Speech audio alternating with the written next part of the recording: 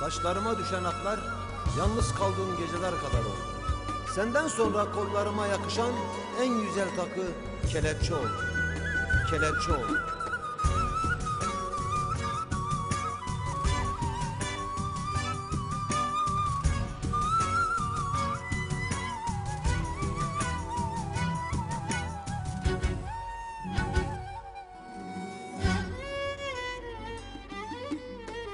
Bir ses gelse, ziyaret var deseler.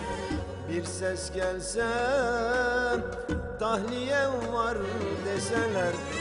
İşte o an coşarım, dolar dolar taşarım. Bir mahkum sevinci her şeyimle koşarım. İşte o an coşarım, dolar dolar taşarım. Bir mahkum sevincini her şeyimle yaşarım.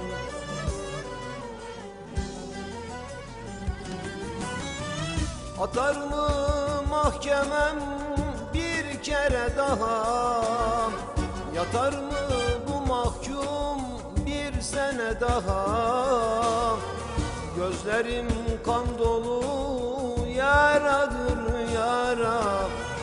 Artık bu cezamı versin adalet. Artık bu cezamı versin adalet. Atar mı mahkemem bir kere daha? Yatar mı bu mahkum bir sene daha? Gözlerim kan dolu yaradır yara. Artık bu cezamı versin adalet. Artık bu cezamı versin adalet.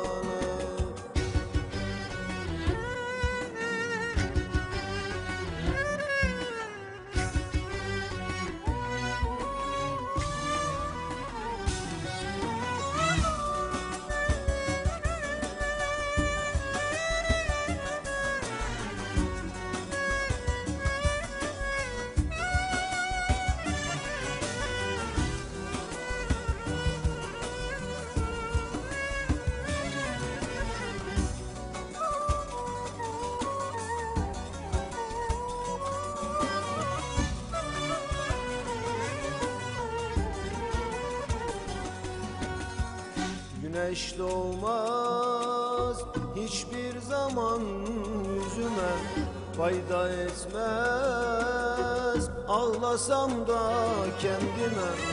Ara sıra dolarım, dolar dolar taşarım. Bir mahkumun sevincini her şeyimle yaşarım. Ara sıra dolarım, dolar dolar taşarım. Bir mahkumun sevincini her şeyimle yaşarım.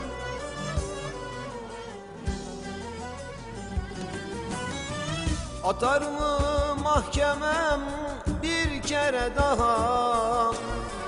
Yatar mı bu mahkum bir sene daha? Gözlerim kan dolu yaradır yara. Artık bu cezamı versin adalet. Artık bu cezamı versin adalet. Atar mı mahkemem bir kere daha? Yatar mı bu mahkum bir sene daha?